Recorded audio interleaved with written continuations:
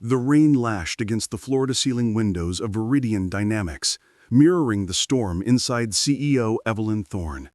Another brutal quarter, another board meeting where empathy was a liability. Her world was polished chrome, sharp suits, and spreadsheets that bled red or black. Never shades of gray. Never human. She strode down the hushed marble corridor towards her corner office, heels clicking like metronomes of efficiency, her mind already dissecting the next hostile takeover. Then she saw him, Marcus, the night janitor. He was hunched over a stubborn coffee stain near the executive washrooms, his worn uniform hanging loosely on his thin frame. Evelyn barely registered him, just part of the building's silent machinery. But tonight, something was different. He wasn't just cleaning, he was meticulously counting out crumpled bills from a small, battered envelope, his brow furrowed in concentration. A faded photo tucked into the envelope's corner caught her eye. A group of children, smiling shyly in front of a modest building with a hand-painted sign, St. Bridget's Home for Orphans.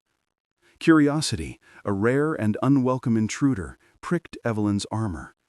She lingered in the shadow of a potted fern, watching. Marcus carefully separated the bills into two neat piles.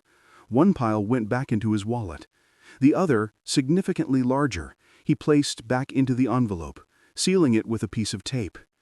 He sighed, a sound heavy with exhaustion, then tucked the envelope deep into his pocket before resuming his mopping, his movements slower now, as if the act of giving had drained him further. Evelyn's analytical mind kicked in, overriding her usual indifference. Half his paycheck?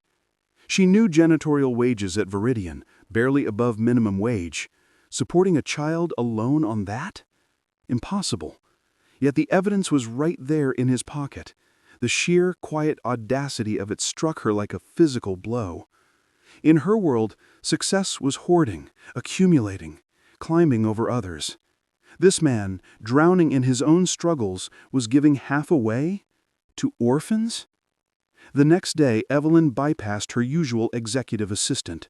She walked straight to HR, her voice clipped but controlled. "I need Marcus Evans' file, now." The file confirmed her worst fears.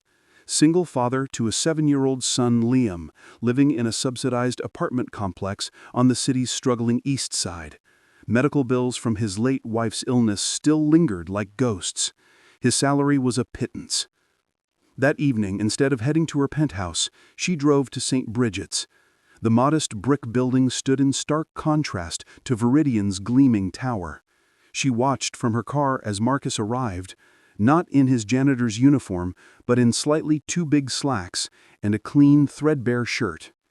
He didn't go inside immediately. He stood by the chain-link fence, watching the children play in the small yard. His face, usually etched with weary lines, softened into something unguarded, almost peaceful. He handed the envelope to a kind-faced nun at the door, exchanged a few quiet words, and then turned to leave, shoulders slumped, but head held high. Evelyn felt a hot, unfamiliar sting behind her eyes. This was sacrifice. Not the calculated risks she took in boardrooms, but the daily, grinding choice to give when you have almost nothing left. Her own meticulously curated life suddenly felt hollow, built on foundations of cold ambition that crumbled in the face of Marcus's quiet generosity. She didn't confront him immediately. Instead, she began observing. She saw him meticulously packing a single sandwich for lunch, saving the cost of the cafeteria. She saw him walk the 10 blocks to the bus stop in the rain because the fare for the subway was too much. She saw the exhaustion in his eyes when he thought no one was looking, yet the unwavering gentleness when he spoke to Liam during their brief phone calls on his break. One rainy Tuesday, Evelyn found Marcus struggling to fix a jammed paper shredder in the deserted executive lounge. His hands were raw, his frustration palpable. She stepped forward, not as CEO, but as someone else. "Let me try," she said, her voice softer than she intended. He jumped, startled. "Miss Thorne, I'm sorry, I'll have it fixed in a minute." "It's all right, Marcus." she interrupted, surprising herself by using his name. She knelt beside him, her expensive trousers brushing the floor. Together they wrestled with the machine. As they worked, the silence wasn't awkward, but charged with unspoken understanding. Finally, it whirred to life. "Thank you, ma'am," he mumbled, starting to gather his tools. "Marcus," Evelyn said, stopping him. She took a deep breath, the words feeling foreign, yet necessary. I saw you at St. Bridget's." His face paled, then flushed with embarrassment. He looked down, unable to meet her gaze. I didn't mean for anyone to see, Miss Thorne.